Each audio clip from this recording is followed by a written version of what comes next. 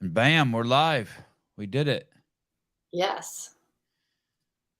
I always Rebecka, where are you? I'm in Nashville at the moment. Oh, you are. You're already here in the States. Yes. Oh, okay. Whenever I do international podcasts, I'm always think I'm on edge about the time zone, or when you cross the international date line, someone will think it's Yeah. on a Wednesday, I think it's on a Tuesday, and we miss each other. Are you Mayhem athlete? No, I'm not. No. So I'm actually with Andrew Huda. No shortcuts. Oh, wow. Yeah. Yeah. Who did I have yesterday? I was with who was with Huday? Manon. Manon, yeah. Yeah. Yeah. Cool. Wow. I didn't realize Huday was working with so many high-level athletes. Incredible. Yeah. It's cool. Yeah. Already made us high level. Yeah. He was at the games last year, right? Or was it the year before? Yeah, both. 2 Yeah. years ago. People always spoke about him with such high regard, that he had a great eye, great technical athlete, but also very patient and a good teacher. That's crazy. How many games athletes does he have? He has 3 games athletes and 1 masters at the games as well. Crazy. And then Who else besides you and Mono? Jelly. Oh, no Jelly. shit. Yeah. And then the And masters is Belinda Becker. Are all of you guys meeting up in Nashville? No, so I just came a week earlier, and then I will meet up with them next week in Madison. Why Nashville? Because it was quite random. I wanted to come earlier because me and my boyfriend were just back home in Denmark, and thought, like, why not move to States a little bit earlier? And it would be too boring to stay in Madison. So we just thought that it could be a cool experience, and it's the same time zone, same climate. So yeah, quite easy, and good environments, good training gyms. Yeah, where will you train? Where do you train when you're in Nashville? So right now I'm training at CrossFit East Nashville, and then we will also go to Mayhem on Friday, I think. Thursday and Friday. Is that is that accommodating? Are they accommodating over there, Mayhem, since you're with Andre Houdet? And then No. What? What do you mean? Are the Mayhem people are okay with Andre Houdet's athletes coming there and training? Yeah, that was fine. Yeah, as long as I don't interrupt with their training. And yeah. Do you call them ahead of time? Do you call someone over there and be like, "Hey, we're coming over there. Is it I'm an individual athlete. I'm coming over there to train. Is that cool?" Yeah, just to make sure. So Yeah. I also like to kind of schedule everything and know the plans, so it can be a little bit more structured. This is your first individual. Yes. Yes. Congratulations. One of the 40 fittest women walking planet Earth. That's crazy. What do your mom and dad think? So my mom is obviously very, very proud. I'm not sure she maybe realized it yet, same as me. But she's very happy. Yeah. And your dad? So I don't have contact with my dad. Yeah. You're raised by your mom? I'm raised by my mom. I did had contact with my dad until I was like 14 or something. But then we just moved separate ways. Is Denmark's home for you? Yeah, right now. And born and raised there? No, so I'm from Sweden. I moved to Denmark like 6 years ago. And why did you move there? So it was actually for Team Butcher's Lab. So in 2018, they kind of got me in the team to be there for a year to try to qualify for the regionals. And then I just thought that Copenhagen was really cool, nice people, and so I stayed there. Yeah, are Sweden and Denmark, I apologize, bordering countries? Yeah, it is. Is it a big deal to switch, to move from Sweden to Denmark, or is it easy? It wasn't for me because I live South Sweden, so it's like 1.5 hour train travel to Denmark. So I think it depends on where in Sweden you live, because Sweden is quite like long. I guess I meant legally. Do they have an issue with it? Legally, no. If you're from Scandinavian generally, like Norway, Sweden, Finland, whatever, then it's quite easy. And Rebecka, what's your first language? Swedish. And then how quickly do you learn English? So we have it in school already from age of, I think, 10 or 12 years old, I think. And do you speak any other languages? We did have Spanish in school, so I kind of know a little bit of that. And then my mom is Lithuanian, my father is Romanian, so I kind of know those languages as well. And I speak Danish. And because I guess you're in Denmark now, and is your boyfriend Swedish? No, he's Danish. Oh shit! Wow. And so you guys speak English to each other? No, Danish. You do speak Danish. Does he Yeah. speak English? Huh? Does he speak English? Yeah, he does. But you speak Danish to each other? Yeah. How close are Swedish and Danish in the languages? Are they close at all? Yeah, it's quite close, but the pronunciations is very different, so it kind of doesn't sound the same. But when you see them written, it's quite similar.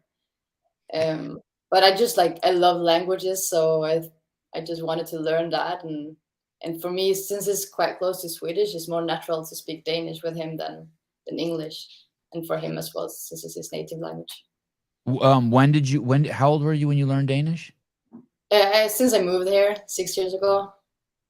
Wow, crazy! Yeah. I can't even imagine learning. How old are you again? I'm 29.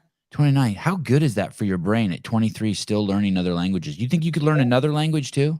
Yeah, I would love to. I love languages. I really like Chinese. Could be super cool to learn. Hey, do you think that because you speak you speak 3 languages fluently then, right? Danish, Swedish, and English. Yeah. Do you think that significantly changes your reality? Because words are so powerful in how they describe things. Yeah, maybe. Yeah. Like sometimes you see things and it's just, you're like, why can't these people see it this way? And it's just, well, shit, they don't have the tools. Yeah, true. It's like asking them to swim, but they don't even see water. They don't even know what water is. Yeah. Exactly. I guess where you're from, maybe 3 languages isn't a big deal, but here in the States, it's huge. Yeah, I mean, because English is the common language for everyone, so you don't. In the States, you don't really have to learn other languages, I guess. I think that you start getting into some like rare. Someone will tell us in the comments, but some rare group once you start getting to like you're just 1 or 2 languages away from being in this really exclusive club. And then I think once you get to like 7 languages, there's some special word for you. You're basically a freak at that point. Yeah. Probably. You think you could learn Chinese? Could be cool. I mean, just imagine like being in a metro or whatever, and no one knows that you know the languages, but you can just hear all different kind of people talking and you understand. It is always weird to see a Chinese speaker or even Japanese speaker, or non-Japanese person or non-Chinese person speaking those languages for some reason. I guess it's because it's so rare. I mean, shit, you're the top 40 fittest woman on the planet. Anything's possible for you. Yeah, true. Tell me how Rebecka crossed paths with CrossFit. So I have always done like sports in my whole life, and yeah, I come from 2 ACL knee injuries. And after that, I kind of stopped doing sports and training at all. And yeah, after a year of not doing anything, I started a little bit fitness, bodybuilding, just for fun. And then I had the good friend, because I did like those fun kind of stuff like Tabata and Les Mills, body pump. And I had a friend doing CrossFit, and she said like, you should try this instead. It's quite the same, but it's much more fun. I think you would love it. So yeah, it was back in 2014 where I tried it out, and then I just fell in love with it. It's interesting, isn't it? You hear about I can't remember who I had on, but Matt Fraser is the classic example. He breaks his back and comes to CrossFit and becomes the fittest person in the world 5 times. And here you are there was someone else we had on. Who was it? She broke her back twice. Oh. A couple days ago, we had someone on. I can't remember who, but she broke. Someone will tell me in the comments in a second. But she broke her back twice, and here she is doing CrossFit. And you had 2 ACL. It's just a huge testament to what CrossFit is. Yeah. This thing that like Greg used to say, hey, I didn't invent this. This is part of your DNA. This is God invented this. This is we're not doing anything that you're not made to do. Yeah. Here you are with two ACL tears. Yeah. Yeah. Were you a soccer player? On one of them, yes, and the other one, basketball player. And what causes ACL tears? Direction changing? Yeah, in football, yes. And then the basketball was I was doing a layup, and I always been quite explosive, so I did a huge jump, and then I just landed on my leg and the good knee, and it just popped. Both times? Do you know when that happens? The first time I didn't know, because it was very like I didn't recognize the feeling, or I've never done it before, so I had no clue. And I remember my doctor, when I went the first time, he said like, yeah, you'll be good in training like in 2 weeks, just be a little bit careful and then just start training in 2 weeks. And yeah, I listened to that, and then I went to training 2 weeks later, and then it just like cracked. It was something wrong, and then they knew that it was the ACL. But then in basketball, I already knew when it happened, like directly. I started crying so much, not because of the pain, because I knew that I'm fucked up right now. Like, I'm done. Yeah. Someone in the comments said it was Abigail Domit that broke her back. Yeah, twice. And then here she is making her first trip as an individual to the games too. Crazy. Hey, and you said you're crying because it's damage, but that means months or a year away from your sport. Is it you start thinking about the recovery? Yeah, and also because I couldn't go back to football because of the ACL.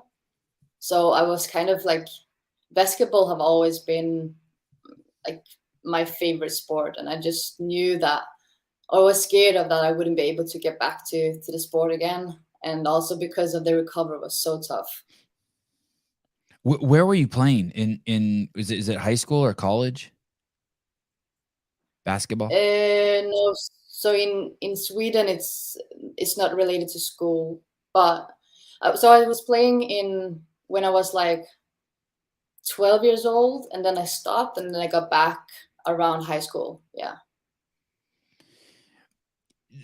And then you said that you went through those. So you played a bunch of sports, and then including basketball, and then you had in soccer. You had these injuries.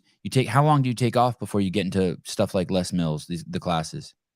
I had a year off where I didn't do anything. So first I did my recovery for a year, and then I took a year off because I realized that I would never be able to play sports again. And I've always been that kind of person that I do everything 100%.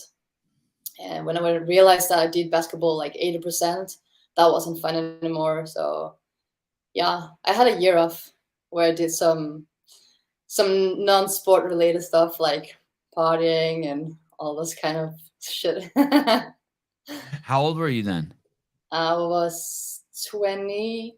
Yeah, 20. You think you missed? You think that you think you realized at that point that sports and movement was something more to you than you realized how much it meant to you, that it was more to you than just sports and movement, that it was your lifestyle, your way of making yourself feel good? Yeah. I can't imagine not moving for a year, taking a year off. Can you imagine that now? No, not at all. Like that was also because I've been doing sport my whole life, and that was also like after that year I just looked myself in the mirror and said like, dang, I need to start moving, and just like the free feeling of knowing that you can lift things yourself and be independent in that way. Rebecka, do you describe yourself as, are you pretty fierce? You pretty aggressive person? Yeah, maybe.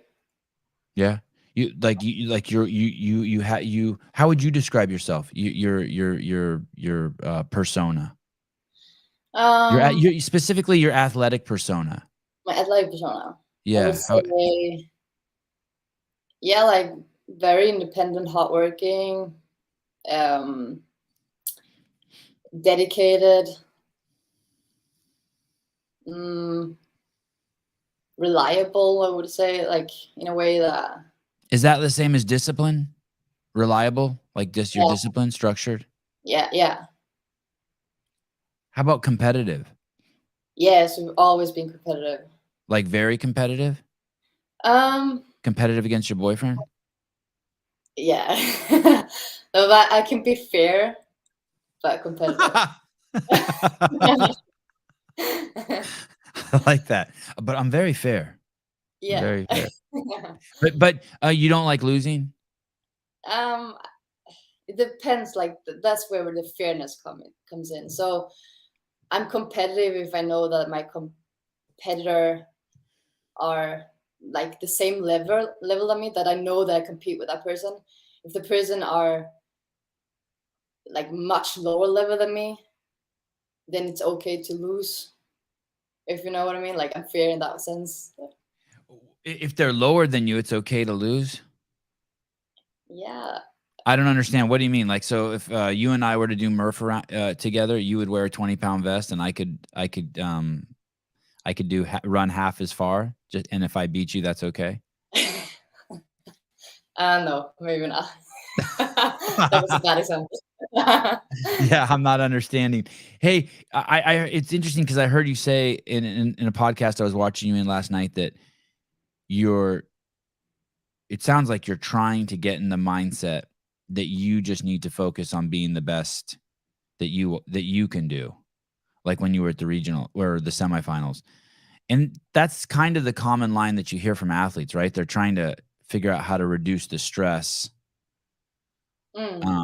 But is that all, at the end of the day, is that just fake? Is it you're just making that up? Is it all pretend? And at the end of the day, you still go back. If you win, you're excited. And if you lose, you go back to your hotel room and cry. No, but I think there's a truth in it. I think you need to find your own way of how to believe in that sentence. If you know, like for me to take off pressure is a lot about being playful and to have fun with things. And of course, like in the end, if you do a bad event and if it doesn't go your way, you go home and cry. But then, yeah, you kind of need to find that way where you feel that you do your best and you are playful with things. And then if it doesn't go the way as you want the leaderboard to be, then you're still happy.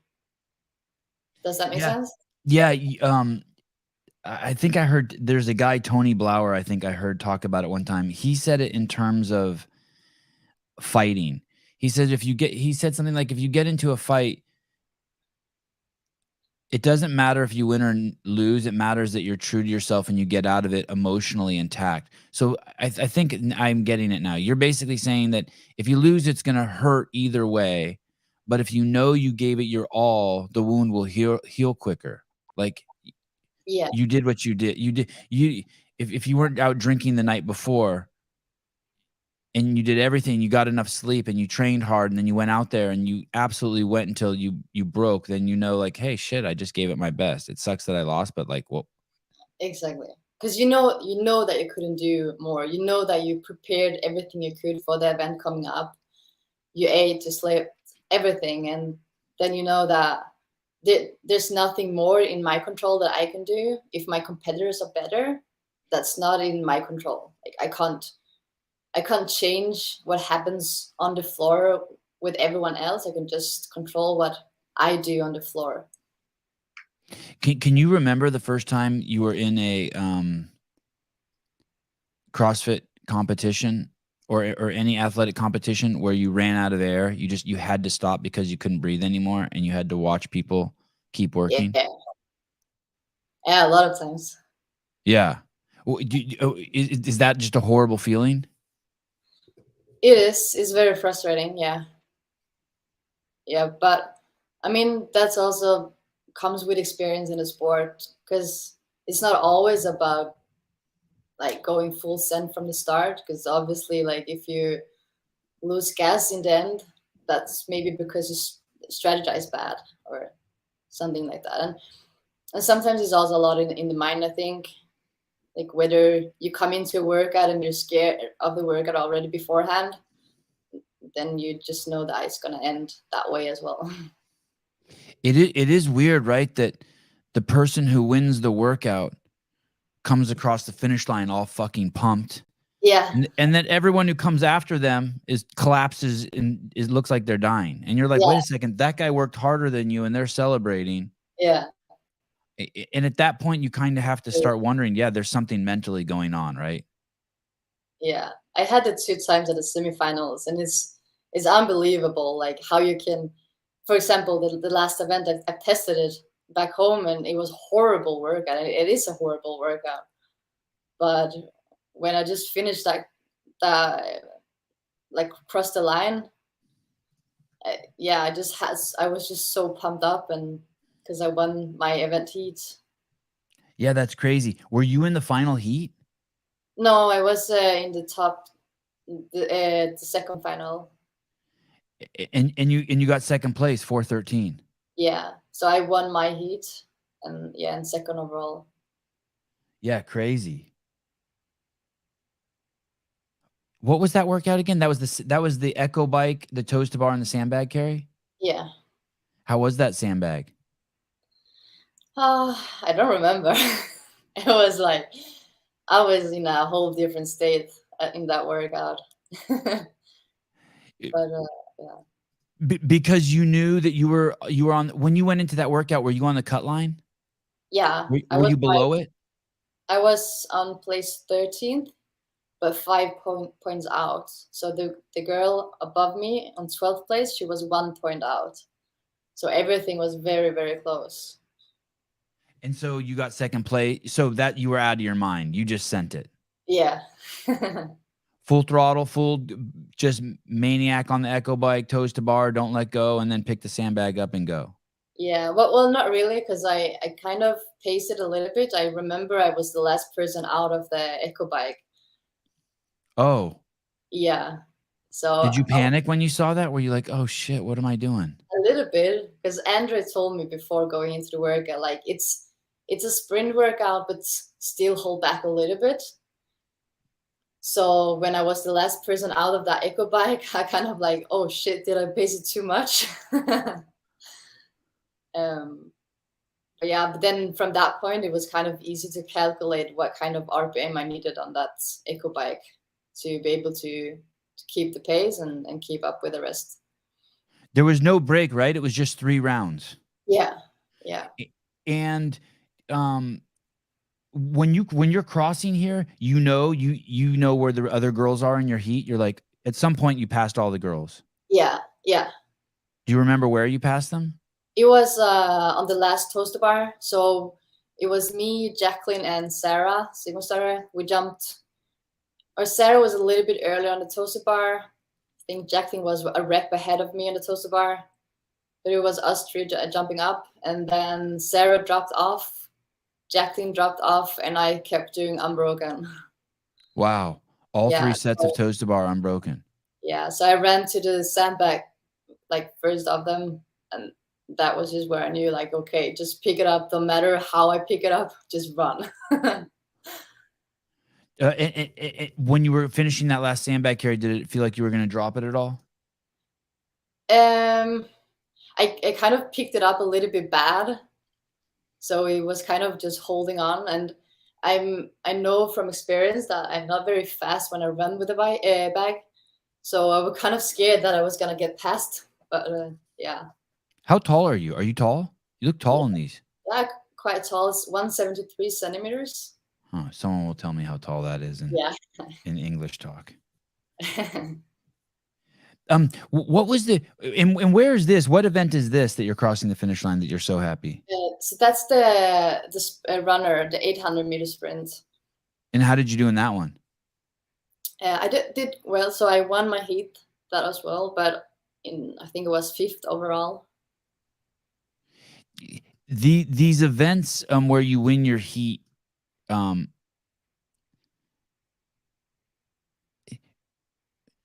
would you've gotten those times without your competitors there, or is that Rebecka the competitor?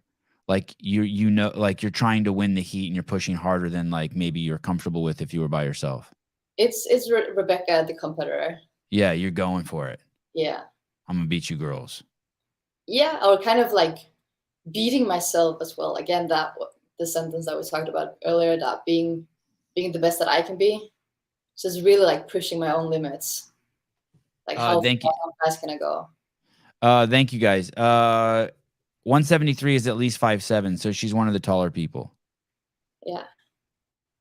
Look at this guy's trying to tell you. She has a boyfriend. Sorry, Austin. He says, well, I'm 5'8". That's got to be kind of scary, right? Flirting with that line. So on one hand, you do the assault bike and you're the last person off of it. But if you're the first person off of it, it could also be like, uh-oh. Yeah, did I go too fast? Yeah, what a crazy game guys play. Yeah. Do you think that's what it comes down to? As you get to the very top of the sport, pacing becomes what percentage of pacing do you think plays a role? A lot, and it also depends on the workout, of course. But both the pacing and the mental aspect is huge, I think. Like our fitness, the top 40 women at the games, the fitness is huge and big on all of us. So it comes down to all the small kind of things. And when you say mental, what does that look like?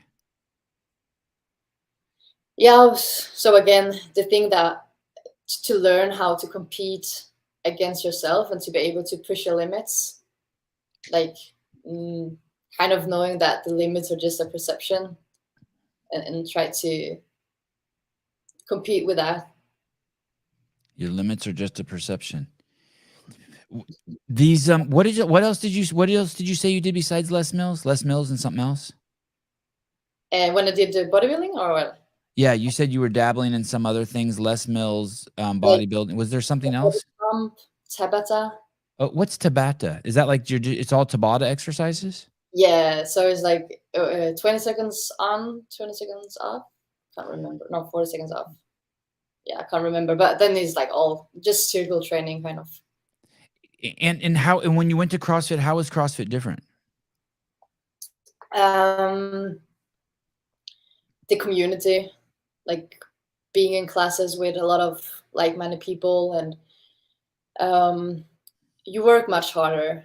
Like being in a body pump class, it's more look pretty and have a cute little barbell that's not really a barbell.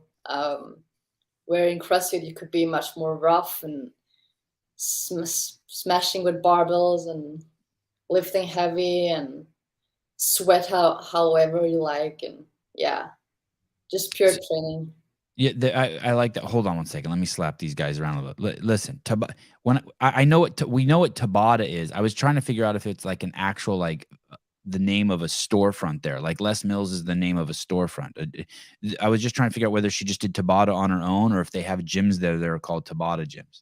Yeah, they had a class called Tabata. Tabata, okay. Yeah. These dickheads trying to make fun of me. Oh, shut it, guys, just shut it.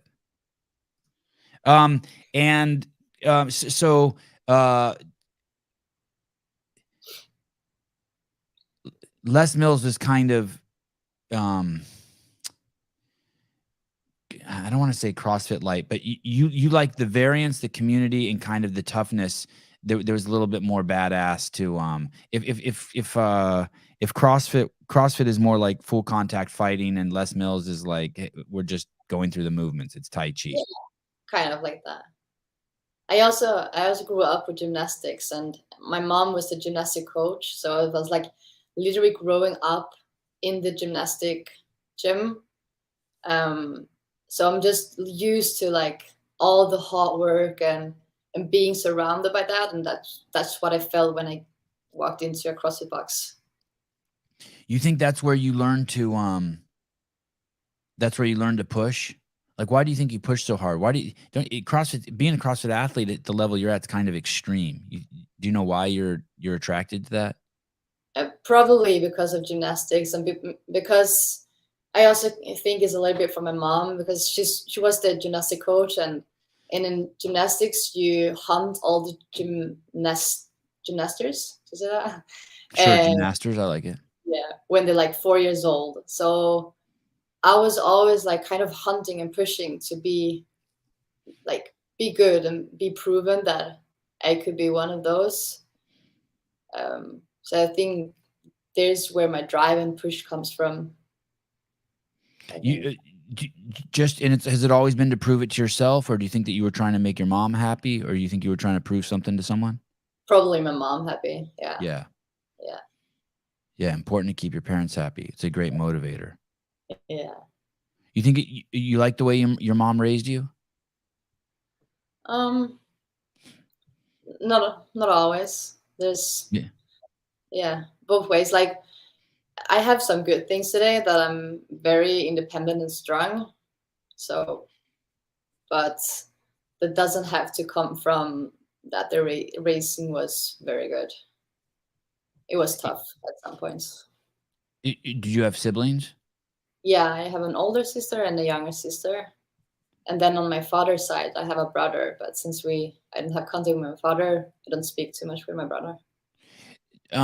It's funny you say it's tough. It was tough because, I mean, just being an American, I always just think of like all of those countries over there, like Sweden and Denmark. Just everything's hunky dory. Everything's just like perfect. Like, like Yeah, everyone just wakes up in the morning, gets their lunchbox, gets on a bicycle, and goes about their day.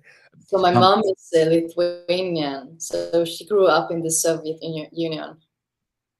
So that's tough. That's different. Yeah. So she's a hard woman. She's a tough woman. Yeah. Very strict. Very strict. Not a lot of feelings. It's very like, yeah. And she must know that. Yeah, I think she knows today. Maybe like she's more aware of that.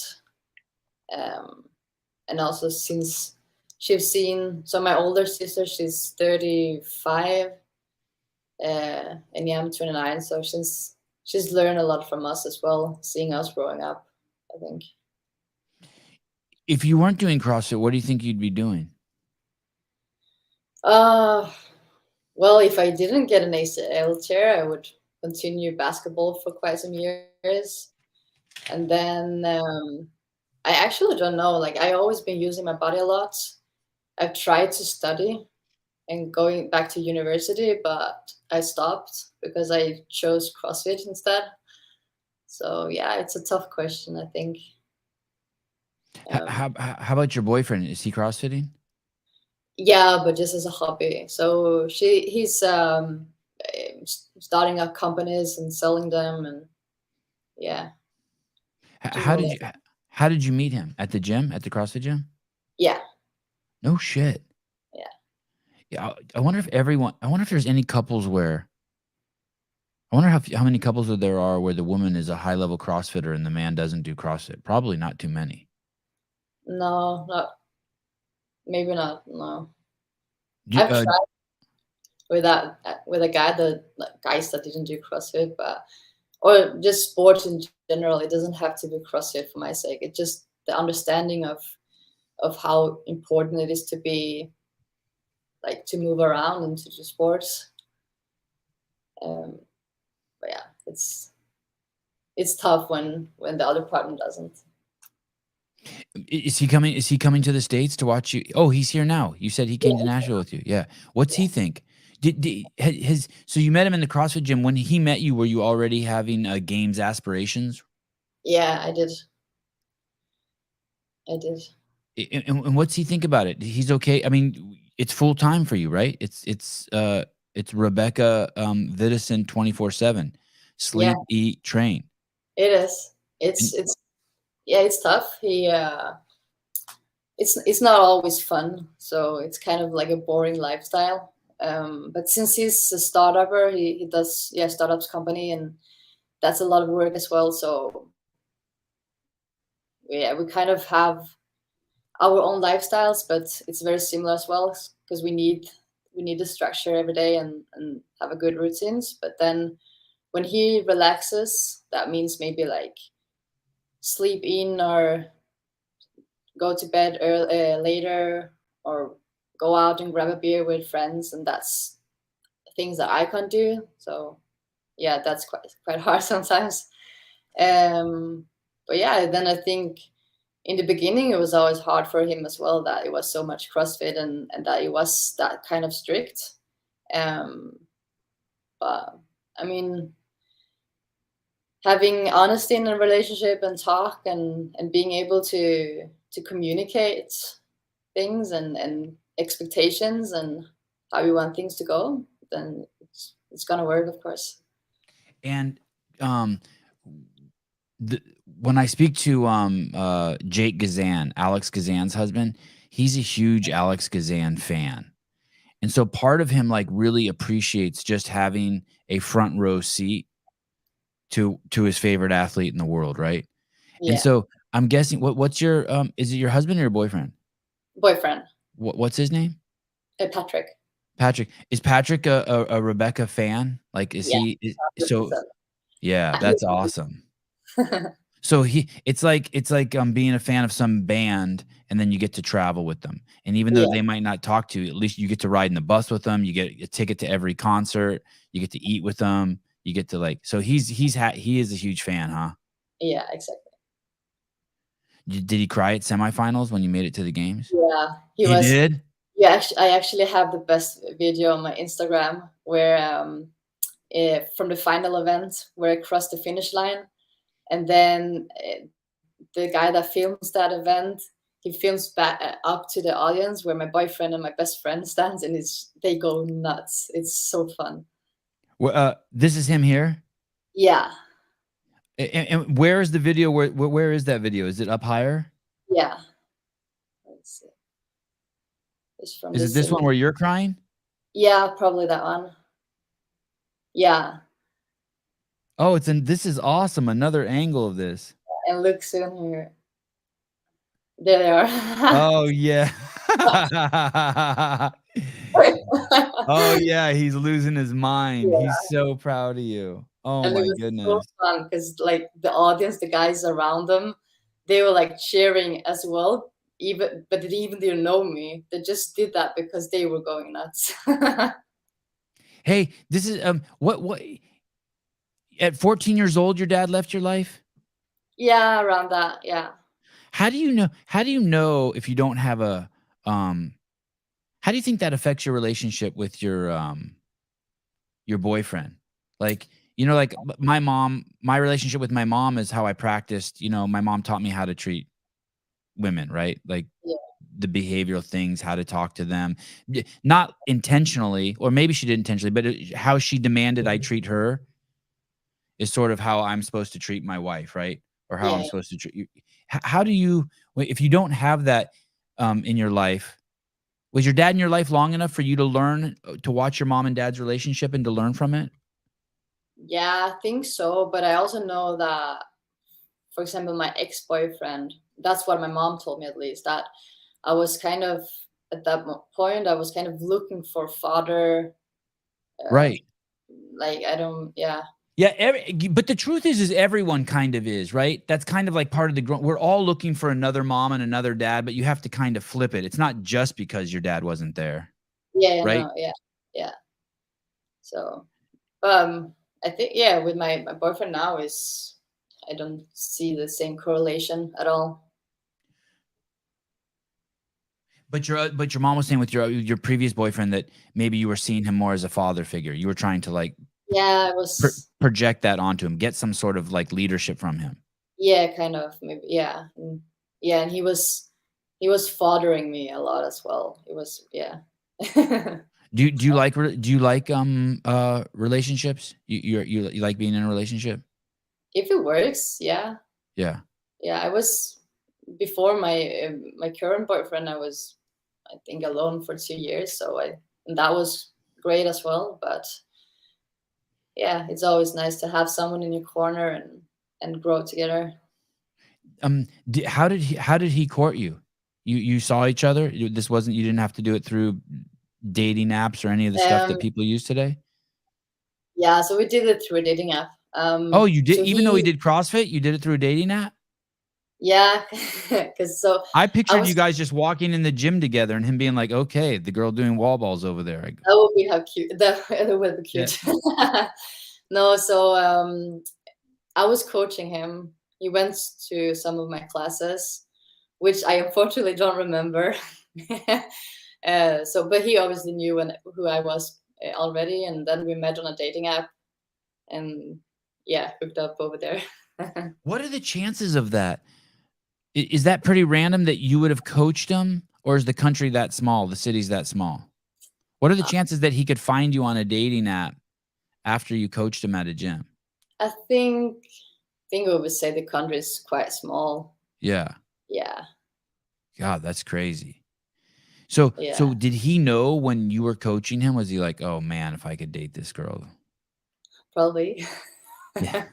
Yeah. And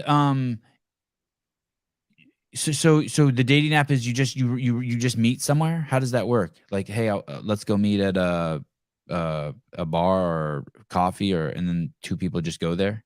Yeah, I remember we were both kind of busy. So I had my CrossFit. I was coaching a lot and training a lot, and he had his business, and we was always jogging around to like, because he said that he wanted to beat me in something, but CrossFit. So I think the first date we just kind of quickly grab a lunch or something, and then the second date we did pool to.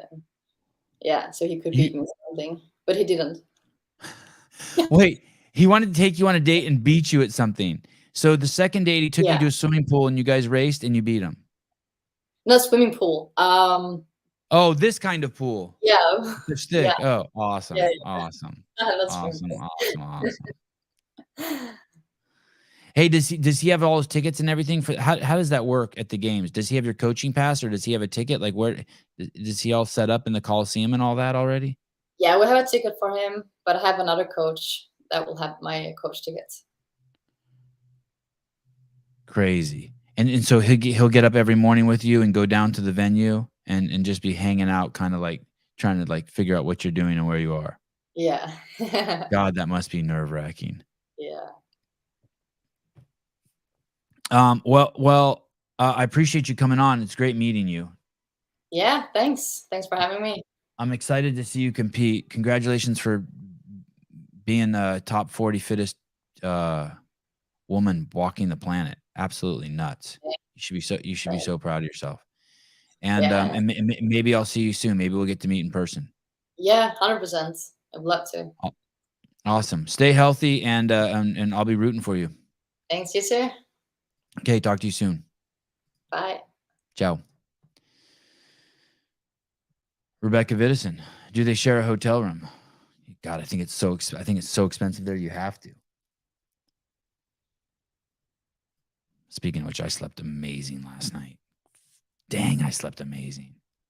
So good. What is the don't you hate that? It's like, I know I'm gonna have to get up at 6 and it's 5 a.m. and I have to go pee, and I'm just like, fuck.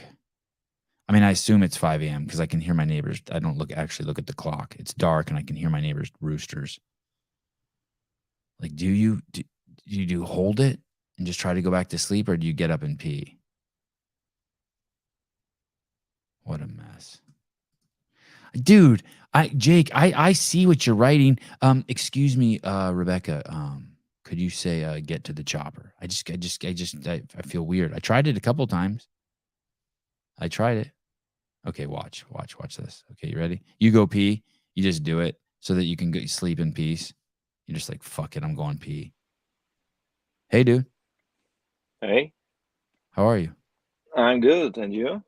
I'm awesome. Oh. Hey, it's kind of an odd request, but could you say get to the chopper? Get to the chopper.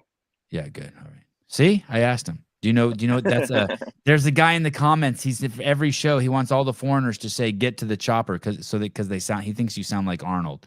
He thinks all the foreigners sound like Arnold. He's probably right. I think you guys all sound like Arnold too. Get to the chopper. I think that's from Predator. Yeah, it is. Yeah, we might sound a little bit different. Bron, do people call you Bron or Bronislaw? In Poland, Bronislav mostly.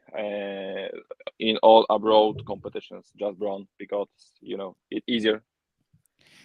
And when I hear you say it, is there an F at the end? Bronislav? Yes, Bronislav. Okay, but the last letter is a W. W, yeah. But you pronounce it like an F. Yeah, in Polish, it sounds like Bronisław. Bronislaw. Yes, so Bronislaw. So because of that, we just pronounce this like that. And what's your last name? In Polish, it sounds Olenkowicz. Olenkowicz. Yes, like Olenkowicz. Bronislaw Olenkowicz. God. Hey, in us Americans hear that name and it's strong as shit. Is that a strong name in Poland too? Yeah, it is. It is. It's not so popular name, so it's quite unique. But it's have good meaning. It's Bronisław. It means fame, defending fame, something like that. You defend your fame, something like that. Oh, your family. Maybe something like this. Maybe not the family, but fame, like fame star or famous to be famous. Okay. Hey, we had a paper towel here, Bronislaw, Brawny. Did you have that in Poland? It's called Brawny, the quicker picker upper. Do you know that? Do you know what a paper towel is? It's like it comes on a roll and you rip it off and wipe stuff up. Do you know that? It's called no. I know in Poland we have a similar thing, but it's not called Brawny. It's called Brawny? Yeah, it's called Brawny. And the guy on the let me see if I can find the image. And the guy on the paper towel is a bad dude. He's a tough motherfucker. Let me show you. If I can show you a picture of him. Sure. I just remembered it from when I was a kid. Look at him. He's like a real manly dude. Bronislaw. You see? Can you see him at all? Let me see if I can make him bigger. You see him? Yeah. I can see. He's like a big old dude, like a woodsman. Brownie. Yeah, Brownie. Nice. Yeah. Okay. I will take it. I wonder if there's a lumberjack. He was a lumberjack. What Sabbatha? What? I think that's a great. They're making fun of me in the comments. That's a great connection. That's a great Bronislaw and Brawny, the quicker picker upper. Yeah. Le Bronislaw. I also, when I hear your name, I think of coleslaw. Do you know what coleslaw is? No. It's like a salad. It's a cabbage salad. Coleslaw salad. Yeah, I know. I don't know why, but I hear Bronislaw and I think of it. Makes me want to eat coleslaw. Oh, I didn't connect these two. Never. You don't eat coleslaw? No, I don't need. Maybe a few times, in my life. Bronislaw, tell me where you were born. You tell me about this village you were born in. Were you born in a hospital, or were you just born out in the field? No worry. It's not this kind of village. So I was born in hospital, normal in the closest city to the village I live with my parents when I was child. So it's a regular small town. I don't know, just maybe 20,000 people. So I was born in regular hospital, and I was living up to 18-year-old on the small village with my parents. So in this village, we have just, let's say, 10 people living. So 3 families of farmers, and that's all. So I'm not sure I understand. The town had 20,000, but inside of that town there was another small village with only. No. Just it was like you have a town, and next to this town you have a lot of small villages, because this is a mostly farmers area. So one of this village was when my parents and just my uncle also lived. The guys have some fields. My parents have animals to take care, so mostly cows. So they produce milk. So my childhood was full of fields, animals, just pure nature. And was that your schooling? Were you homeschooled? Did your parents? No. I have school in the next bigger village. So it was a kind of 1 kilometer by foot. We need to walk every day just to go to the bus, and just 20 minutes on the bus there was a school. So like that. And would you consider yourself a farm boy? Did you have chores on the farm? What was life like for you on there? You took care of the cows. You milked the cows. Yeah. I milk the cows. I mostly help my parents, to just feed the animals and clean after them.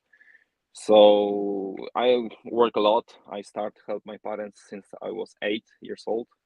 I even, drive the, I don't know, in English, tractor with my dad. Then 2 years later, I was able to, drive on my own and help in the field. So let's say 12 years of, working as a farmer. So it was get up, go to the school, back to the school, help with my parents with the work, and just do some homework, sleep, and repeat. This guy in the comments says, "I love this guy," but the reason why he loves you is this is also a farmer in in California. He has he's a tree farmer. He has tons of plums and things like that, nectarines, peaches. He's a tree farmer. Okay. Yeah. Okay, cool. Him and his wife are tree farmers. That's awesome. Greetings to farmers. So at 8 years old, you start an apprenticeship as a farmer, and by 12 years old, you're a full-blown farmer. 4 years later, you could run the farm. Maybe not to run the farm, but I was doing a lot of things on my own. So I have my own schedule, the things what I should do on this farm. So I was taking care of these things. How many cows? How many cows? It was around it was not a big number. It was about 20. Did you ever kill animals to eat them on the farm? I never killed on my own, but it is just regular practice on such farms. Then once or 2 times a year, just my parents, uncles, just kill one big pig, and you have meat for half of the year. Do you remember the first time you saw that? Yeah, I was a young kid, 6, 7 years old. And was that hard to see, or did you know that it was important to keep the family alive? Yeah, I know it was important. It was just a part of our life. So nothing big. It was nothing big for me. You didn't cry a little bit, like when they killed the pig? No, I just I just try to understand how this works, and so my parents just explained me why. So it was understandable for me and acceptable on that day. Jake Chapman has said Bronislaw the pussy slayer. Not pig slayer, not pussy slayer. Very different. Pussy slayer. Very different. Very different. I apologize. Very different. Very. Sean Lenderman. Bronislaw cried and then he ate some bacon. Yeah, something like that. Hey, so did you know was it I want to ask you if it was hard work on the farm, but it's all you knew. So it wasn't hard work, right? I mean, like maybe to me as an American it was hard work, but to you was it hard work, or was it like, no, this is just normal life? Yeah, it become normal. Just yeah, it was hard. A lot of times I have, I don't know this name in English, but bursts on my palms. Calluses? Yeah. Yeah, calluses. So yeah, it was difficult because sometimes you need to work 1 hour or 2 hours per day, just physically, just moving heavy things, doing the same thing over and over. So yeah, it was hard. It was exhausting, but I believe for me, for today, it was really good. Let's say for the athlete perspective, because it was really cool general preparation for the sport, even if I didn't know about this on that time. And crazy discipline and structure, meaning if you were sick Yes, or you were tired, it didn't matter. You were going to get up and go work. exactly. So if you have animals on the farm, you don't have days off, especially if you have cows who produce milk. You need to get the milk 2 times per day, early morning and afternoon. So you just can't go on holidays or things like that. You need to be there every day, 2 times a day. Would you actually milk the cows? Few times. Yeah, but not every day? Me not. No. I have 1 brother and 2 sisters, and my sister and my younger brother mostly help my parents with the milk. I just work other stuff, not directly milking the cows. There was a woman I filmed for a documentary. She was the greatest female arm wrestler ever lived, and her job as a child was milking the cows. And so her Okay. hands and her forearms were crazy. Yeah, Okay. crazy. You ever just drink? You ever just can you just do that? Can you just milk a cow into a cup and just drink a cup of milk right out of the cow? Yeah, of course you can do this. And is it the This is not best the tasting problem. thing ever? What is funny? I hate milk. Oh, interesting. Since child, I almost never drink milk. I don't know, maybe because of I have this too much. I just didn't like this taste. Yeah. This is funny. That's how I feel about women. I had too many, and now I just can't stand them. I just had too much. Hey, when the milk comes out, it's warm though. If you were to drink, Yes. it's warm. Yeah, it's warm. It's really warm. And thick and creamy. Maybe not the creamy, just regular milk. Yeah, but crazy. Warm. I've never tried that. I'd love to try that. Well, you should. Some states in the United States, it's illegal to do that. You're not allowed to drink raw milk. Why? I don't know, because fucking government. Okay, I have no idea how this is. On this side of government things, but if you are owner of the cow, so you can do whatever you want. You on your own, so you can drink this milk. It's not an issue. And so this upbringing, did you know right away, Bronislaw, that you were strong? Did you have a suspicion as a child that I'm kind of strong? Maybe I was aware that I am, let's say, fitter than than other guys from my class in the schools, because on the physical education classes I was just, let's say, on the higher level than other guys. So I competed from time to time in local competitions on things like throwing, short sprint running, jumping. So just things like that.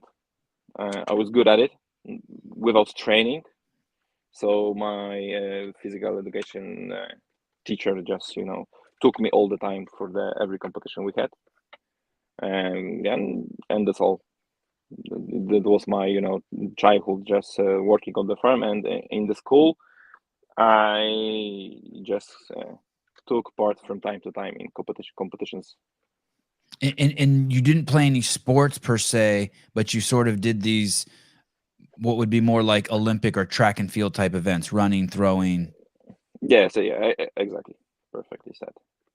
Yeah, that's cool. And did you guys have, in the United States, we have this thing called like the presidential fitness exam or something. I can't remember exactly, but you take this test in the first, second, third, fourth, every grade you're in school. And then if you pass, you get a little certificate. Did you guys have that where you compete against all the kids in Poland? No. Oh. No, we don't have things like that. Do you remember ever getting your first pull-up, or could you always do a pull-up? You were just born like you could do a pull-up. Pull-up? Oh, Yeah. Since like young kid. Yeah. We have just next to our house, we have just, tree with the pull-up bar, and we did plenty of plays on this pull-up bar. We just, pull-ups, muscle-ups, things like that. We just playing around almost every day on this. Yeah. My life was so different than you. I didn't learn to do a pull-up until I was 23 and I was high on drugs. Very, very, very different. So good. So very physical. Yeah, they were great drugs. So you were very physically, you were very comfortable with your body. You were very physical from a young age. You had basically no fear of physical activity at all. Foreign objects, getting shit done, driving tractors, a real rooted in yourself kind of self-confidence in your body. Capable. Yeah. And then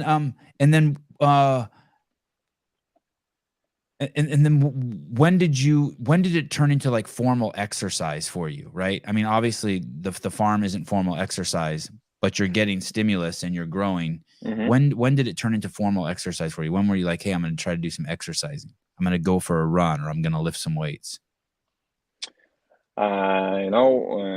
On the time when I left the parent house, I came to the city when I live right now, to the high school. So this time I started to work because I was studying on the weekends, and I was working, on the week time. I started to work in corporation in the bank. So it was, just 8 hours work next to the computer. So changing my life from, farmer's life to this kind of life, I needed to go to do something, to train. And I met one guy who was training bodybuilding. We become friends, and he asked me, to try this. So I practicing, because I just can't say it was a training, but I was practicing bodybuilding for 1.5 years. So doing this, I was bigger than now. I don't know in pounds, but I weighed 115 kilograms. So it's around 250 pounds. Is it this guy? No. This guy I met later on, just during CrossFit. What is funny with this guy, I was training since a few years already. I did some competitions, quite good spots on these competitions. And this guy just came to my gym. We didn't, know each other. He came in and he asked, who is this Olenkowicz? I'm like, oh, it's me. I just came to beat all your records. Oh, shit. Yeah, I just thought, oh, shit, it will be fun. And we did first training together, and he almost died. Yeah. But I win. I won this one. But it was, beginning of the really cool relationship. We trained together. We competed together since many, many years. Because this guy is Kamil, is former judo judo player. Yeah. I don't know how to call it. Yeah, judo athlete. So he also started training judo from really young child. So he's also super fit. So it was cool to have a guy like him to train together. Yeah, this is the photo from latest competition in Poland we did together. Yeah, judo's no joke. He's a bad dude, huh? He's a badass. Oh yeah. she is just different genetics. He have muscles everywhere. So sorry, I cut you off. You were doing when you were doing bodybuilding, what was the most you weighed, Bronislaw? Around 250 pounds. And what do you weigh now? 220. Oh, you're 220? Yeah, I have almost 100 kilograms, even a little bit over. Fuck, dude, you're huge. How tall are you? 184 centimeters. So I don't know. Someone will tell us. 184. Someone hook it up. 184. Someone tell me how tall that is in American. 184 centimeters. Holy shit. I am, let's say, a little bit bigger than a little bit CrossFit. So hey, you might be the heaviest dude there at the games. It might be. It might be. How old are you, Bronislaw? 34. 34. Oh shit. You might be the oldest dude there too, besides Jason Smith. Yeah, I will be probably the second after Jason Smith. And then Vellner. Oh shit. Yeah, Vellner is. You're 6 feet tall. Holy shit. Yeah. Yeah, dude, you're not supposed to be there. Everyone is telling me this. So this was mostly the reason that I am there.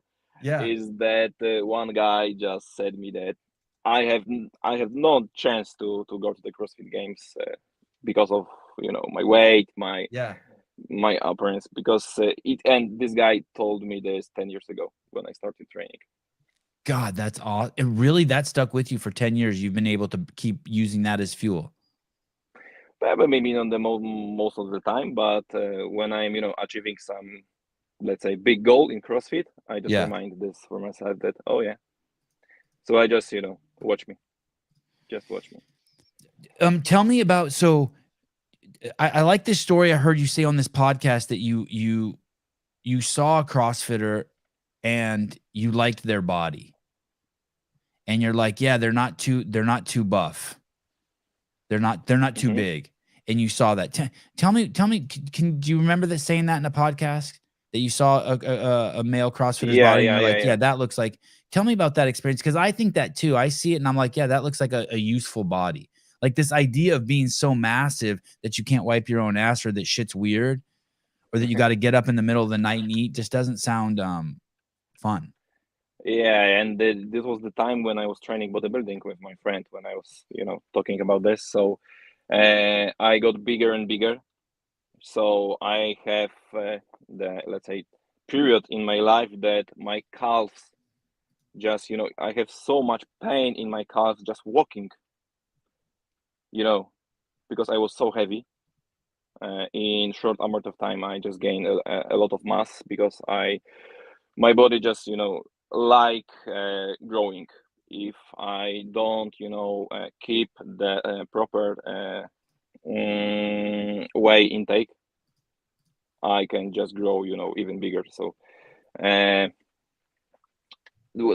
when I was big, with this guy who we train bodybuilding, he showed me the video of on the YouTube from the CrossFit Games, and he said that oh, you might like this because these guys are really fit, super fit, strong, and things like that. And when I watch the videos, I just they impress me a lot, about the physique, but also the things that they can do. And it was the mostly the Ritronic, Kalipa, and these guys. So it was games, movies from games 2013. And the types of the movement just reminded me, the things I was doing as a kid. So I really, wanted to try this. And after the first training like that, I can't remember what I did, what was the workout, but I, I did this around 10-15 minutes, and I was dying, 1 hour later after that. And I just said myself that this is what I want to do. And, this was just something different than just, bodybuilding, when you're just doing sets, rest, and you're growing. And what you can achieve in the sport is, just growing bigger and bigger. And, going to the competition when this is not actually competition, but, the beauty contest, when some other guys are sitting and just watching you and saying that, oh, you are better than this guy. Based on what? Based on, my preference as a judge. So also because of that, I didn't like the bodybuilding. But in the CrossFit, it was clearly who is better, because, this guy can finish the work faster. And this type of, challenging was, for me, was really, I was curious about this, how I would be able, to do these tasks, because I didn't start any sport. So I wasn't good at anything. I was good in almost, all kind of stuff. I could do this. If you would show me something, I probably was able to do. I was able to do every CrossFit movement once I watched this, on the YouTube. Maybe not the perfect form, but I was almost able to, replicate this. But I didn't, compete at anything. So I didn't have, movement quality. I didn't have endurance at all.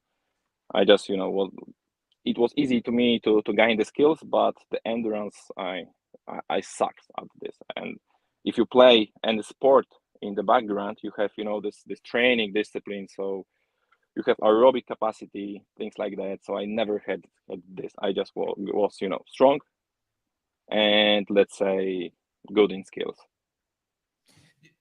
And in this particular video here, not only are you good at the skills and not only are you good at replicating things very quickly and learning quickly, but look at this position. This is crazy.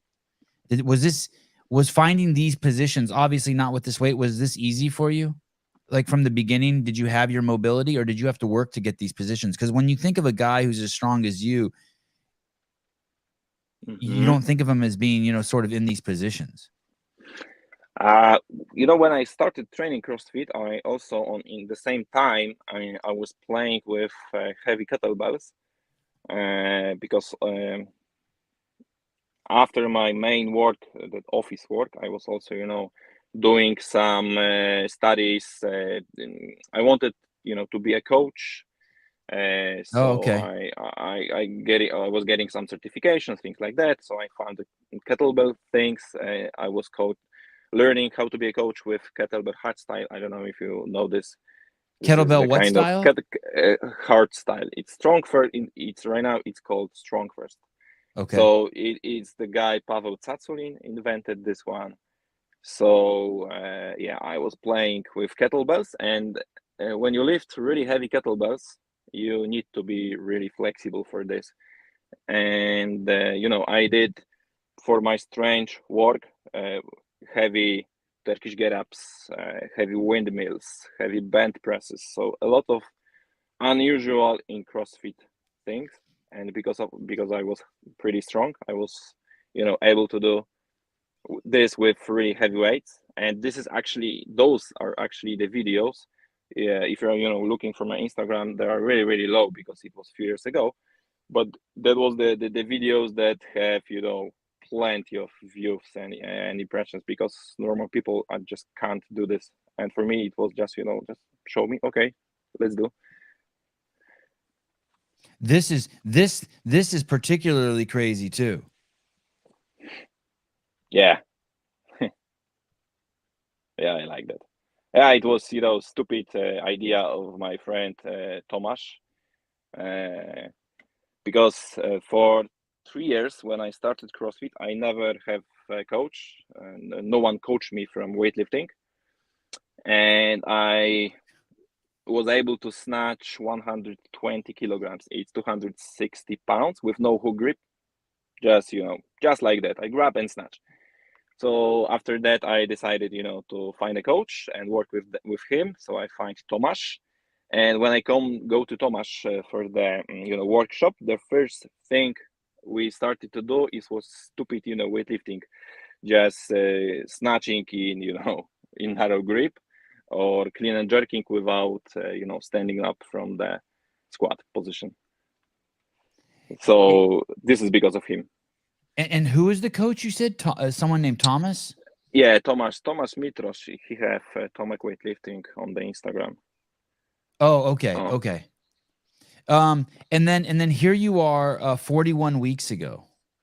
Yeah. So Me so and just shy of a Justin. year, 3 months, 9 months ago, and it says, time to get things more serious. I want to get in the best possible shape for 2023, so I decided to start cooperation with experienced coach Justin Kotler. I know him personally. I trust him. I believe we can achieve many goals together. So this is your first CrossFit coach just 9 months ago? This is the most experienced coach in coaching athletes on the CrossFit Games level who was able to, finish on the podium. Because I have coaches, 2 guys was helping me in past years. Half of this time of my training I did on my own, and in some period just 2 coaches helped me in training. But no one have experience like Justin working with the athletes, on the highest level on that days. Why not pick someone in Europe? Why all the way over in Las Vegas, Nevada? I don't know. Maybe it was just short thinking, quick analyze. Who from the guys I know personally is a coach, and he coached the athletes from the games level. So from the podium, who finished on the podium. So it was quick choice. Meaning Ricky, right? Yeah, I mean Ricky and Caripis. Oh, right. So yeah, it was a quick pick for the Justin. So I sent him a message, and then we chat, and he liked the idea, to try to work together, and we started. I'm really simple guy to coach. I just need a plan. I'm doing the things like coach right. From time to time, we just sending a messages if everything is okay, and that's all. Patrick Clark says they met in Dubai 2 years ago. You met Justin 2 years ago in Dubai? Yeah, we first time we met in 2018 in Berlin on the regionals. You remember meeting him? Yeah, I remember meeting him because he was coaching my friend Bartek Lipka, another CrossFit athlete from Poland. We both with Bartek competed at regionals in Berlin. So I then met him because he was on the warm-up area. They worked together. I was working with my coach, and so then we just met and spoke a little bit, just few sentences. And after that, we met in Dubai in 2020. Bronislaw, is your training for this games mostly then endurance stuff? Have you just been working to build an engine? Yes. And yes. that sounds grueling. Grueling. Grueling. Let me look up the definition of grueling. Not good. Grueling is extremely tiring and demanding is the definition. Yes. But this is what my body needs to be able, to keep up with the guys, with the more endurance guys than me, because I feel that I am pretty enough strong for the CrossFit Games level. I am skilled enough for the CrossFit level. The only thing I am not the good one is endurance, but mostly the endurance on my foot. So running, maybe a little bit biking, but the rowing, ski erging, and things like that, I feel pretty good. I've pulled up the semifinal competition. This 17th place isn't too bad for the strongman guy, right? For a big man. That was the one that had 3 machines, right? Yeah. And so a lot of running, 2K run. Yeah. And then you took a 14th, and then a second, and then a first. And what is this one you took a 36th in? Very close time domains. What that was 36,800 meters run. Oh, okay. So for me, the run, it was actually pretty good I got pretty good time, but for myself, for my running level, but the guys were just faster. So you had to do 8 snatches and then get on the runner. That was that one. Yeah, that was that one. Were you the first one on the runner, Bronislaw? Almost, yes. I think on my hit was also David Szorunke, so we got the same time. But it was, just a matter of 2-3 seconds, because the 8 snatches on this weight is really light, so everyone just, could do this fast. It was all about the run. It was all about the run? Yeah.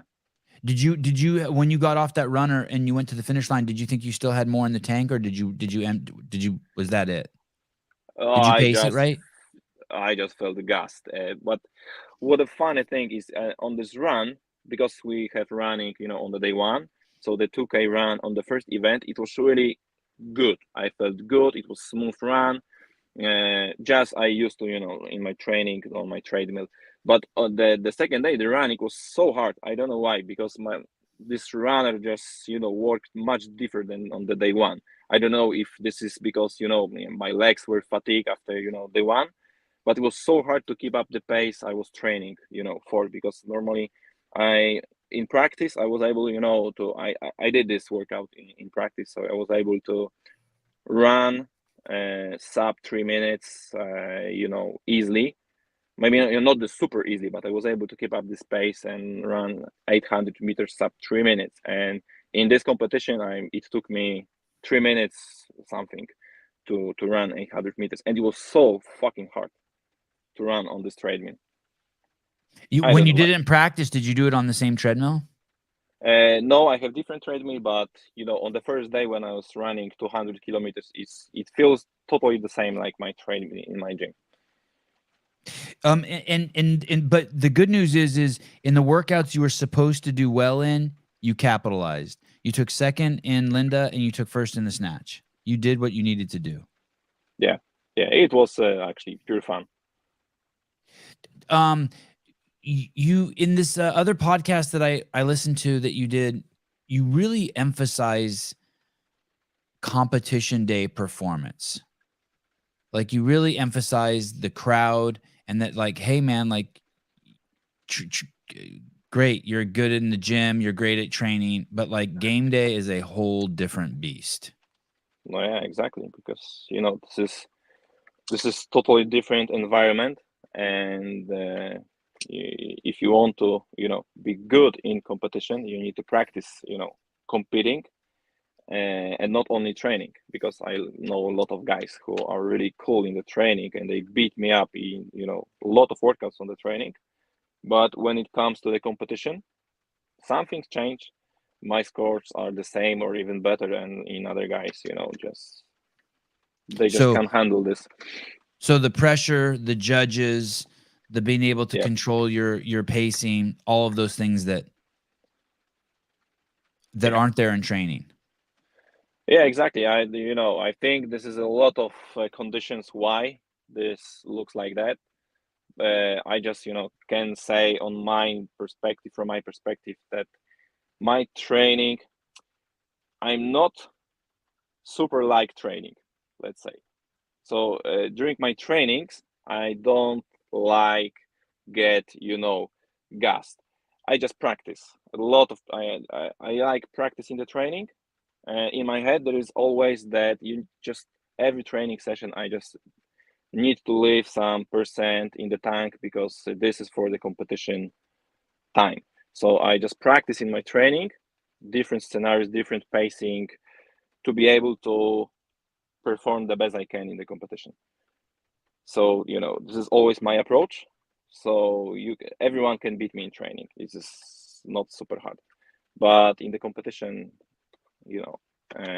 it's changed, because this is the place when I always get 5 to 10% better scores than in the training. When you grow, you're a village boy, grow up on a farm. I mean, in Poland, in a country in Eastern Europe, does that when you're going to go to Madison, and there's going to be every seat is filled, and you're going to walk out there, And every single person at the CrossFit Games knows who you are, because there's a very good chance you're going to be the strongest guy there. And all those people are going to have eyes on you. Is that an easy shift for you? Does any part of that little country boy be like, oh shit, this is too many people? Like you might start to feel claustrophobic there. Like everyone, like in your town, you might, just like, hey, you see someone maybe every 15 minutes or every hour. Maybe you don't see anyone, but you're going to go somewhere and it's going to be like 10,000 people screaming. I love this feeling. I just You do. I just love it. All right. I got used to this because going to the competitions, I was almost always, the strongest guy. What is funny in CrossFit, the strongest guys not often wins the competition.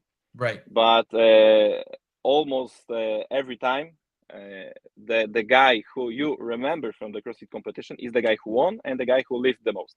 Right. These two guys. Everyone remembers Guy. Everyone remembers Guy. Exactly. Yes. So no one remembered the guy who won the run, right. 5K run, because it was so boring to watch. Right. Yeah. So I just, always enjoying the time when it was, for the heavy lifting, heavy events. So I was always playing with the crowd. I just love this feeling. This is amazing, and this is why I'm doing this. I'm going to the competitions just, because I love this energy when people just, watch you when it's the close race or heavy lift, and these emotions when you hit the lift or maybe you fail the lift. It's all, it's really cool, to enjoy this, to live this, to try this in your life.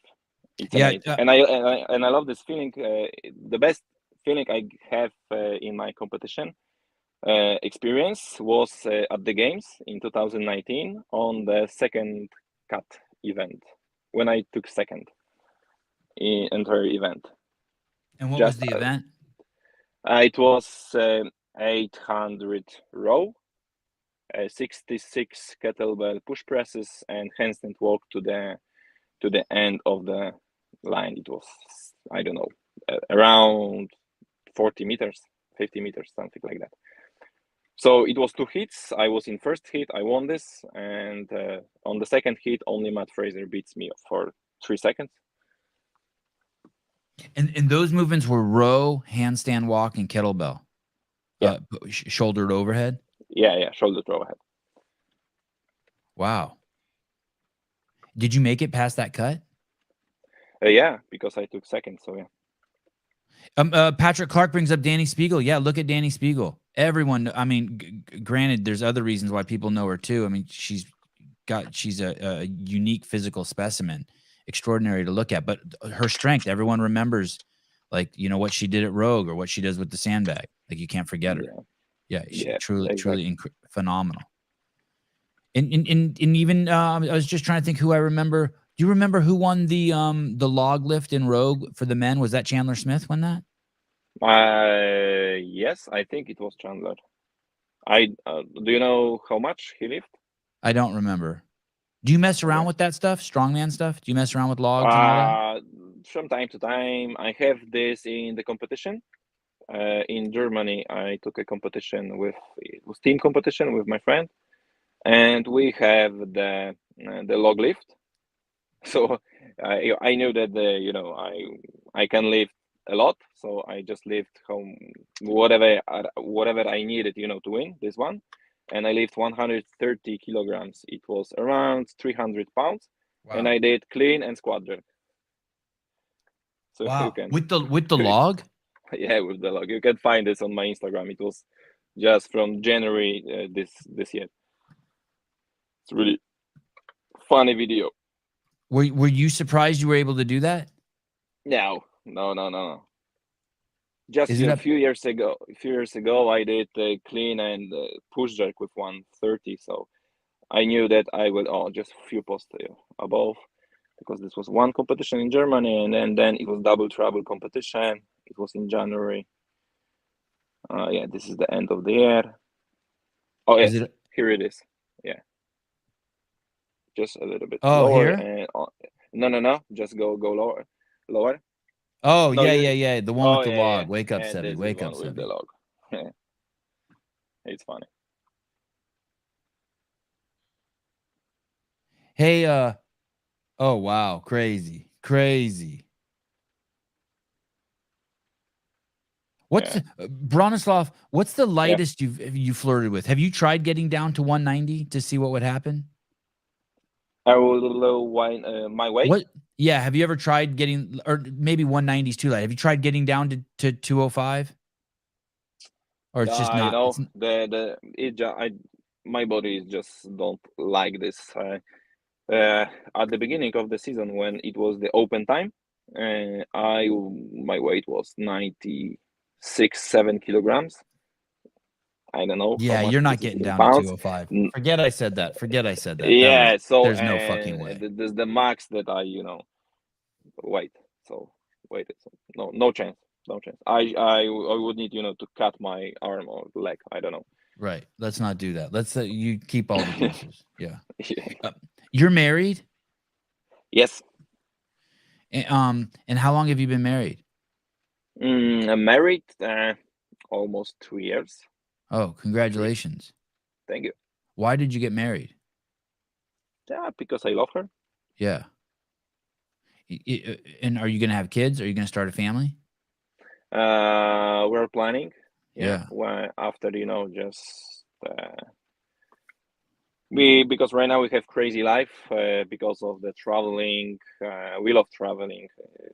A lot of this, in our life, and my training right now, it takes me, a lot of time. But we are planning in upcoming time. There's no rush, by the way. I had my first kid when I was 43. I have 3 boys. Okay. Yeah, okay, waited. Cool. Congrats. And my wife was 39, and now I have all the time in the world to play with them. I'm not rushing you at all. Take your time. This is good advice. Thanks. Yeah, take your time. No rush. Damn, this man is a tank. I know he is a freak. Oh, is Braun aware of all the stuff that's going on in the Ukraine, and how does that affect life in Poland? Oh yeah, so that's a great question. Thank Patrick. So you got this country Russia over here, and it's fighting with its neighbor Ukraine, and then over here is Poland, and so you got a lot of people. It might be one of the largest migrations of humans in our lifetime. Yes. Right. Yes, it was. But for me and people in my area, because I live in northeast of the Poland, so it's pretty far away from the Ukraine, because Poland is a quite big country. So we don't feel this, as much. But it was a lot of people who came to the Poland from Ukraine. When the war started, it was a kind of big panic. What will happen? If it could spread to your country, right? Yeah, exactly. So it was a kind of 1 month of just scary. Yeah. But after that, it just came to the normal. Because when you will take a look on the Ukraine map, so the majority of the war is from the Kyiv to the right. Okay, way over here. Yeah. But then you would hear sort of some fighting in Odessa, and then we did hear. It's funny because in the United States, we do hear about maybe some fighting that happens on the border with Poland. Some bombings did happen, but then we never know. You can't tell. We can't tell what the truth is over here. Mm-hmm. You probably don't know what the truth is either. No one ever knows what the fuck is going on, really. Like, no one knows what the truth is.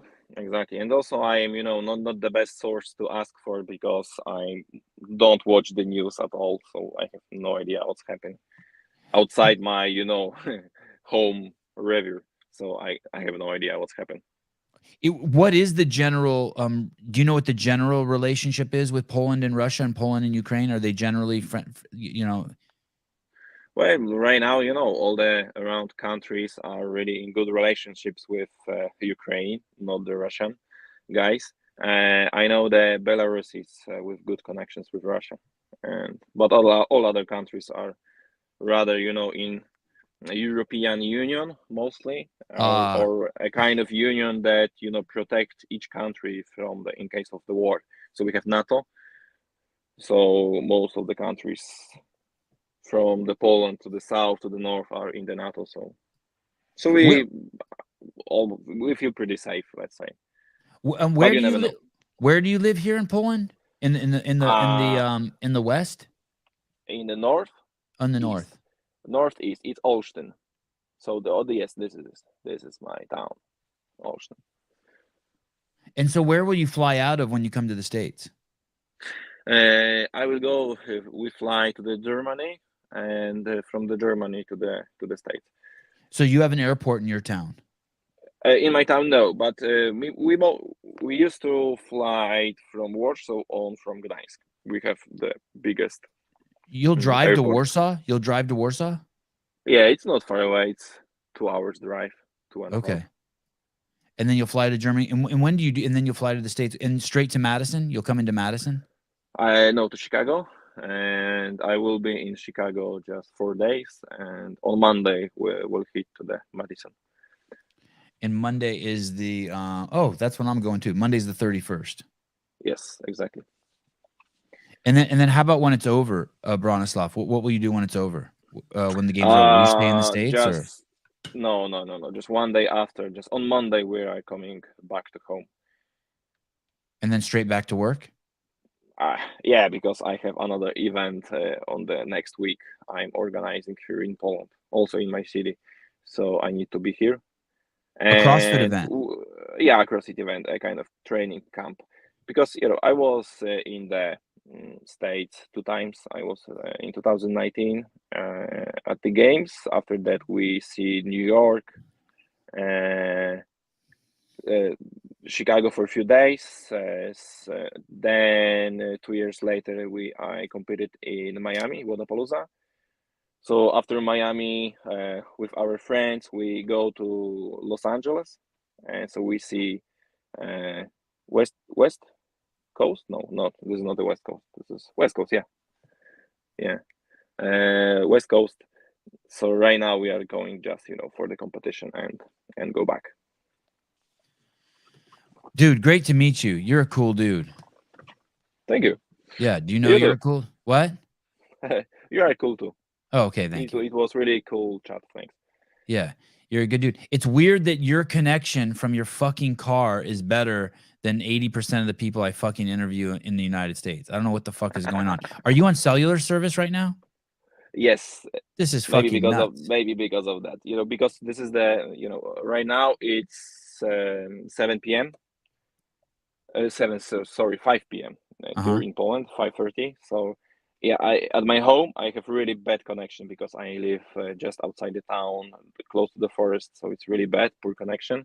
Right now in my gym, when I'm next to my gym, there is a lot of classes right now. So it's loud music. So the only place I could chat with you is my car. So yeah, so I'm just outside. But yeah, it's crazy. It's really good connection. The connection's crazy good. I can't believe you're on cellular service. It's like better than 90% of the people I have on the show. It's nuts. And you're in Poland. It feels like you're right next door. There's not even a delay. Yeah. Funny. Yeah. When I interviewed Jacob Hepner, do you know who that is? The old games athlete? Jacob Hepner. Yeah, I know. He has to go to a strip club like 20 minutes from his house. You know what a strip club is? You have those in Yes. Poland? Yeah, you know what that is. Okay. Yeah, of course. Okay. All right. Oh yeah. Actually, yeah. I have a friend who told me about going to a strip club in Warsaw. It was a good story. Okay. Bronislaw, thank you very much. Take care, and I hope our paths cross again very, very soon. Thank you too. Thanks for this chat, and hope to see you at the games. Yes, brother. All right. Cheers. Thank you. Bye.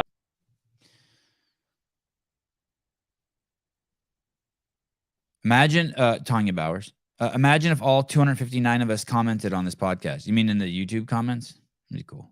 Yeah, do it. Get down in there and do it. Just drop one comment in there. Nice man button, Sevi. David Weed, everything is just better here in the EU, Sevan. Dude, his signal was crazy, wasn't it? That's a cool dude.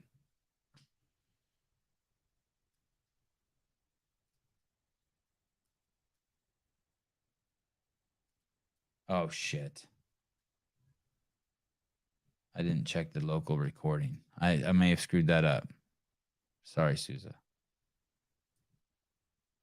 We have this new feature on StreamYard, the podcasting service we use, and we're supposed to double record it so we get a high quality recording. Well, oh yeah, we're not going to get shit from Rebecka or Bron. They did not complete their uploads. Oh, but you turned it on at least. That's cool. Yeah, I got that 5G all set up over there, I guess. Jonathan Lane, I wonder if Bronislaw thinks the earth is flat. I think it's called stationary earth was the term.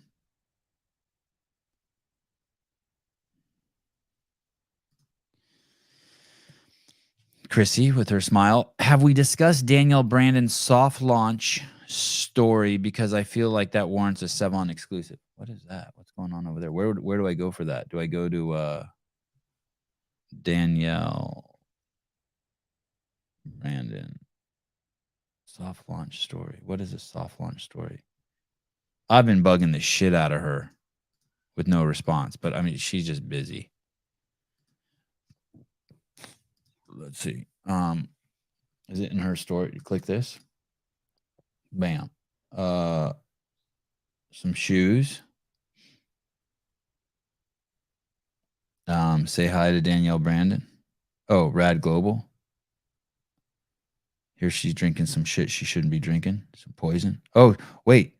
Look at that. That's intimate. Look at those hands touching. That's something.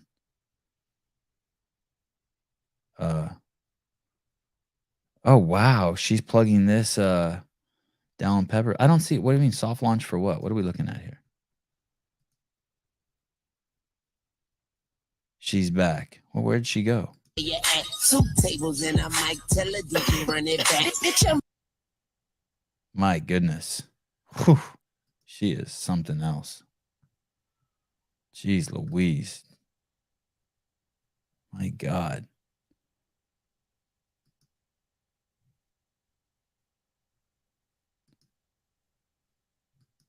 Beach photos with Danielle Brandon. Party photos with Danielle Brandon. Kissing photos with Danielle Brandon. Dog photos with Danielle Brandon. Bikini in the club photos with Danielle Brandon. That's a great picture.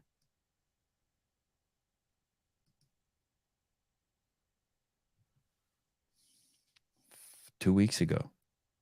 Training seems to be going great. I need a cold shower. Yeah, I forgot you guys were there. We're live still? Shit. Melissa Odier. She is so hot. Yeah, she's okay. She's basic 10.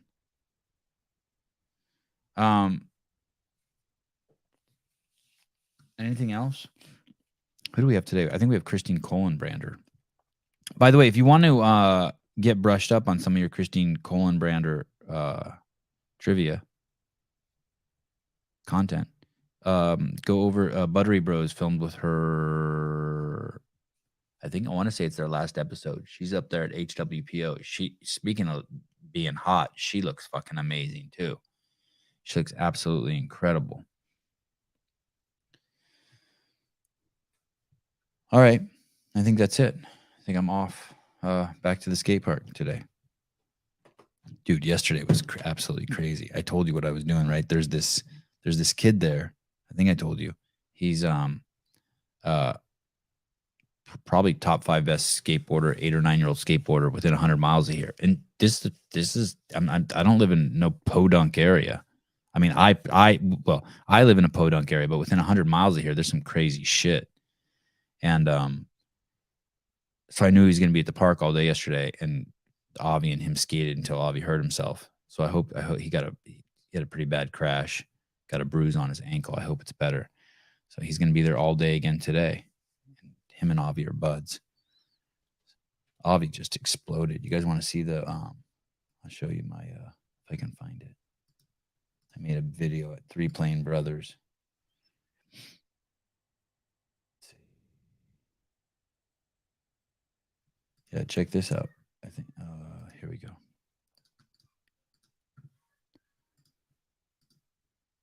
He's done this kind of stuff before, but never so much just on his own.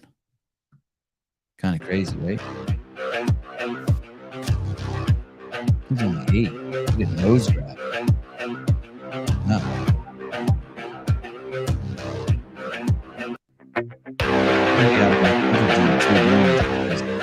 In the skate park, just the two of them in the skate park, basically. And maybe in the 8 hours they were there, maybe there was fucking 10 other kids that showed up, or 20 other kids. Their own skate park in Santa Cruz, California on a sunny fucking day. Yeah, I'm so proud of him. He worked so hard. Oh, thank you, music. Thank you. You think that is that song? You think that song's what is that like a famous song?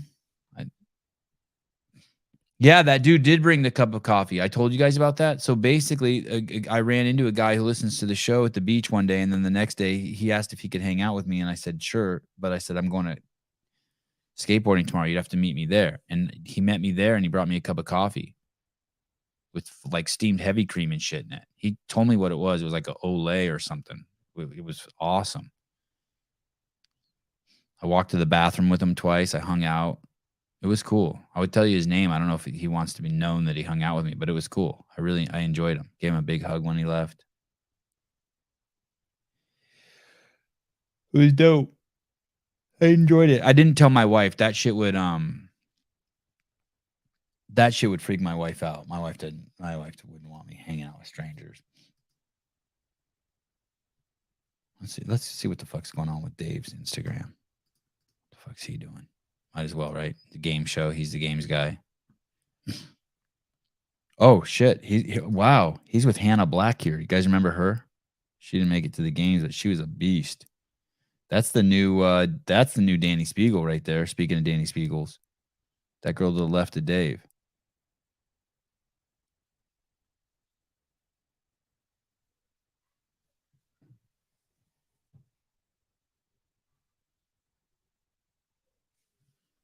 See what Dave's doing. Oh, I wonder if that's the 4-star general. Our team had the privilege of having Major General Nori, division commander, attend the one-day. Oh, that's a 2-star general. Holy shit. Wow. 2-star general took his CrossFit level 1 light. Wow. That's cool.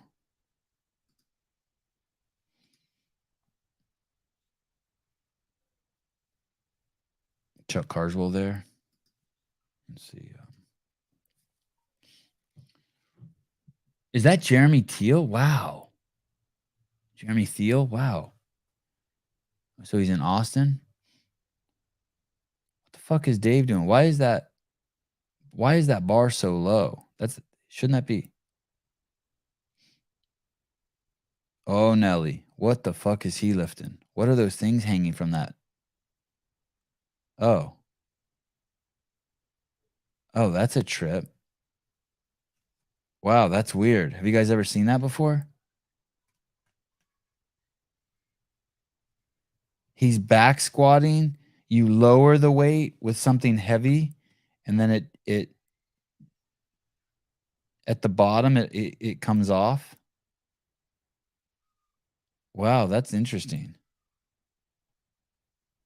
Is that new?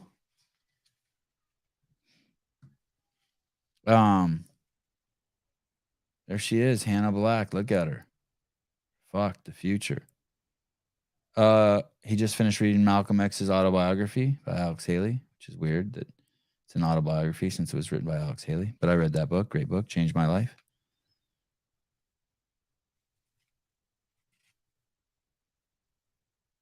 Heather Bergeron? Oh, is this a preview for what is this a preview for? This is a preview for behind the scenes. Did you see that? That's the behind the scenes footage. What the fuck was that? Hold on, let me turn the volume on that. What is going on here? This. Oh, has no volume. Oh yeah. This is 2009 Postpartum. Oh, what are you doing? The workout.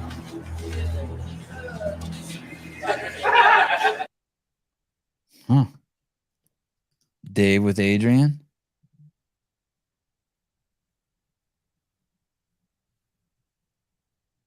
All right.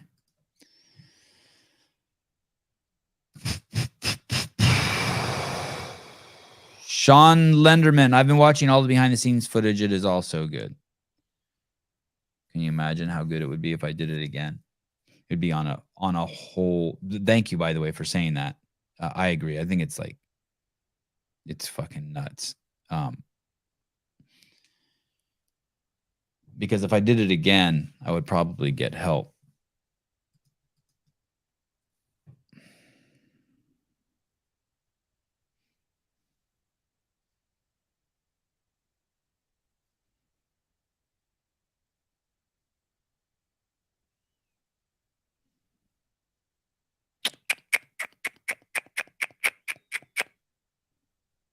All right.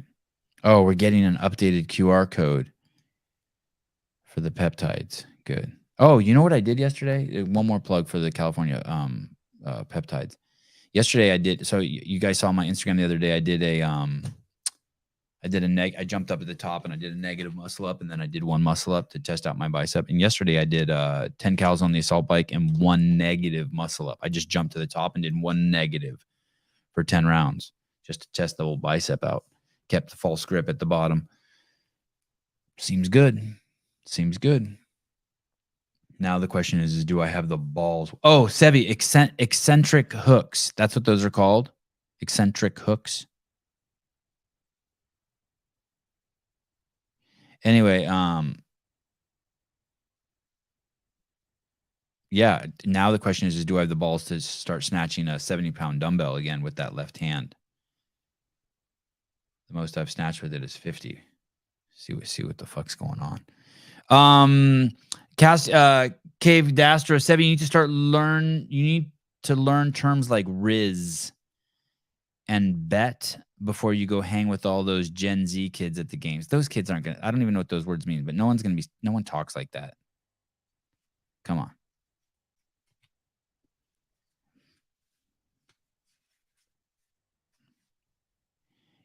Cave, you riz the chicks? That's a sentence? You riz? Okay, fine. Let me look that up. Riz, Urban Dictionary. Riz. From the Urban Dictionary, riz, another word for spitting game. Oh, I know what spitting game is. That's for, and pulling chicks, riz, spitting game. You spitting game? Like that's going to be used back there. Excuse me, how much is your deadlift? And what's your current, what's some of the best riz you got? Anyway, I guess we're going to get a new QR code because I guess this one didn't work. Where is that one? I guess, oh, it's gone already. What's this? Sponsor overlay? What are those things? Let me see if I can. What are these things we have? Paper Street Coffee, California Hormones, BIRTHFIT. Oh, this is stuff that I'm supposed to have on the screen. Shit. That I don't. Postpartum, BIRTHFIT, California Hormones, Paper Street Coffee. Shit, I should always have that up. Why don't I always have that up? I suck. Oh, I like this one. With BIRTHFIT a little bit. Oh, no, it's better if it says postpartum on there. It should say BIRTHFIT on there. Anyway. See you guys tonight, 6:30 p.m. Pacific Standard Time. Talk to you soon.